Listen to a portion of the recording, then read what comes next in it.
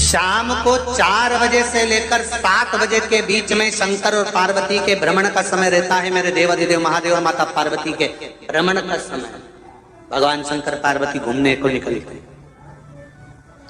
इसलिए हमारा सनातन धर्म कहता है शाम के समय पर माताओं को झाड़ू नहीं लगाना चाहिए, शाम के समय पर माताओं को चूड़ी बिछिया नहीं बदलना चाहिए, शाम के समय पर माताओं को मांग में सिंदूरा नहीं भरना चाहिए, शाम के समय पर माताओं को बाल नहीं बांधना चाहिए, शाम के समय पर माताओं को चौखट पर नहीं बैठना चाहिए। उसका कारण क्या है? क्योंकि पार्वती जी ने भगवान भोलेनाथ जी से कहा था कि तुम मुझे रोज शाम के समय प्रदोष काल में भ्रमण के लिए लेकर जाते हो, मेरे लिए आज्ञा क्या है? शंकर भगवान ने कहा सुनो पार्वती, मंदिर के अंदर नंदी रहता है, जाने वाला यात्री जब मंदिर में मेरा दर्शन करने आता है तो नंदी के कानों में कहकर जाता है कि शिव जी को मेरे यहाँ लेकर आना।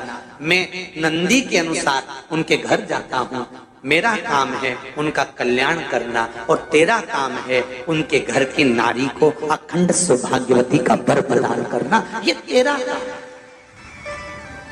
तब पार्वती माता ने कहा अखंड सौभाग्यवती होने का वर मैं तो दे दूंगी, पर उस समय पर माताएं चूड़ी बदल रही होगी, हाथ से चूड़ी निकाल रही होगी तो मैं वर कैसे दे सकती हूँ? मांग भर रही होगी तो मैं वर कैसे दे सकती हूँ? उस समय पर चूड़ी बिछिया बदला जा रहा होगा तो मैं वर कैसे दे सकती हूँ? उस समय पर झाड़ू लग रही होगी तो मैं लक्ष्मी को वहां कैसे भेज सकती हूँ? आप बताओ। तो शंकर भगवान ने कहा प्रदोष का समय एक ऐसा समय होता है, शाम का समय ऐसा होता है जिस समय पर केवल शंकर और पार्वती की आराधना का समय होता है। हम तो कई लोगों से कहते हैं अगर आपके यहाँ संपदा नहीं आ रही है, बहुत मेहनत कर रहे हो, फल नहीं मिल रहा, कहीं नौकरी, कहीं सर्विस या कहीं व्यापार या व्यवसाय में कहीं तकलीफ आ रही है, हम सबसे कहते हैं शाम का समय पकड़ लो, शंकर जी के मंदिर में दिया लगाना प्रारंभ कर दो। शिव मंदिर में अगर दिया नहीं लगा रहे हो तो बेलपत्री के पेड़ के नीचे दिया लगा। बेलपत्री और शंकर जी के मंदिर में दिया नहीं लगा रहा तो शंकर जी के मंदिर के बाहर चौखट पर दिया लगा।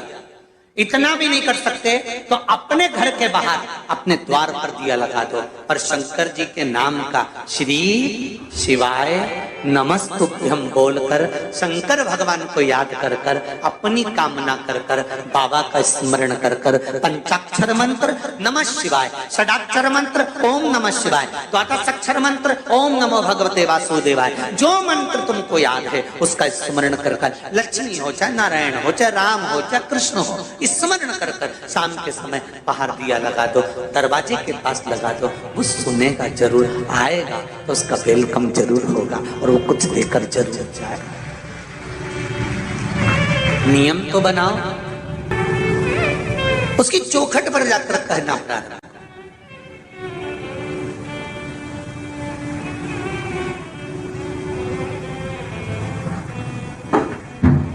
बृहस्पति महाराज ने कहा कि शाम का समय जो प्रदोष का समय होता है उस समय पर इंद्रदेव तुम शंकर जी की आराधना करो। शिव आराधना से शंकर जी जो मार्ग प्रशस्त करेंगे, शिव आराधना से जो शंकर जी कहेंगे वो तुम करना, ठीक है? आराधना करी बाबा भोलेनाथ जी।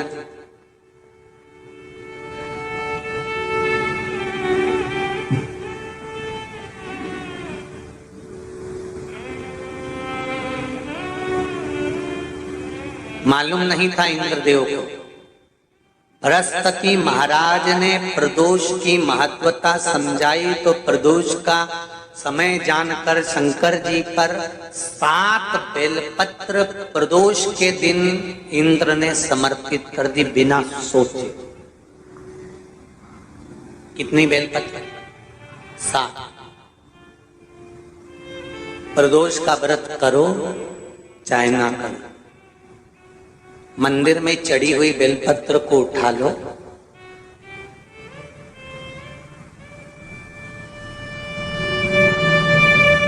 बेलपत्र का ब्रह्म कमल बना लो,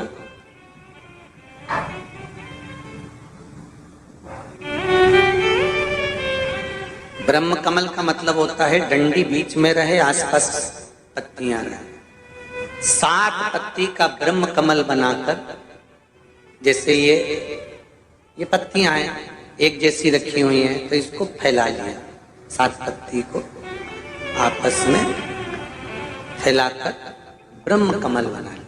प्रदोष का व्रत करें ना करें, जरूरी नहीं है कि वृक्ष से ही पत्ती लेकर आओगे तो ही शंकर जी को चढ़ाओगे। शिव जी पे से चढ़ी हुई उठाकर धोकर ब्रह्म कमल बनाकर बाबा से विनय कर कर, हे प्रभु आज मैं इस काम के लिए जा रहा हूं, बाबा मेरा यह कार्य है, बोलकर श्री शिवाय नमस्तुभ्यम बोलकर शिवलिंग पर समर्पित कर दो। दिन भर के प्रदोष व्रत का फल बाबा एक बेलपत्री समर्पित करने पर ही प्रदान कर देता है। शिव प्रदोष व्रत कर रहे हो उससे बढ़कर कोई प्रसन्नता नहीं, पर नहीं कर रहे तो प्रदोष के दिन या 12 महीने शिवरात्रि आती है। कर्पूर गौरम करुणावतारम, आप स्वयं कपूर की भांति हैं महाराज। कपूर जानते हो? अरे बोलो तो चमके। आरती में कब जलाया जाता है? जब आरती पूरी हो जाती है। कपूर क्यों जलाया जाता है? बोलते जाओ। कपूर जलाना क्यों जरूरी है? आरती में, यज्ञ में, अनुष्ठान में कपूर की क्या महत्व है? कौन है ये कपूर? कपूर शंकर भगवान को कहा कर्पूर गौरम करुणावतार। आप कपूर की तरह श्वेत है, पर कपूर की तरह आप हैं, क्योंकि कपूर है क्या? जब भगवान राम और कृष्ण ने यज्ञ किया, देवताओं ने आवृत्त यज्ञ किया। भगवान विष्णु जिस यज्ञ को करे, भगवान राम ने जो अश्वमेध यज्ञ किया, देवताओं ने जो यज्ञ किया, आनंदमय भगवान विष्णु जिस यज्ञ को करे, यह अश्वमेध यज्ञ केवल राम ने नहीं, इससे पहले नारायण कर चुके भगवान विष्णु लक्ष्मी के साथ।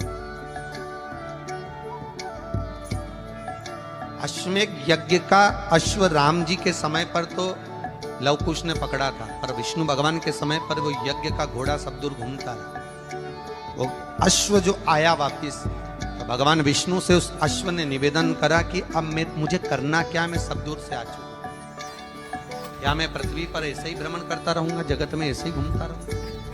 तब भगवान विष्णु ने भगवान शंकर से निवेदन करा कि इस अश्व का क्या करें। शंकर भगवान ने 33 कोटि देवताओं को विराजमान किया। शंकर अपने अंदर 33 कोटि देवताओं को बिठाकर, तब भगवान शंकर ने हाथ में गंगा का जल लेकर उस अश्व पर छोड़ा, तो उसको कपूर बना दिया। कपूर बनाकर उसको यज्ञ में समर्पित किया। भगवान विष्णु से कहा, सुनो विष्णु, यज्ञ की पूर्ण आहुति पर ये कपूर के रूप में ये अश्वमेध यज्ञ के अश्व को दान दिया गया। अर्थात पृथ्वी पर मनुष्य यदि अपने घर में आरती पूजन में कपूर को प्रज्वलित करेगा तो उसको 1000 अश्वमेध यज्ञ का फल उसी समय पर प्राप्त हो जाएगा। इसलिए हर आरती के पूजन के बाद कपूर का टुकड़ा जलाया। कपूर की बड़ी महत्वता है हमारी।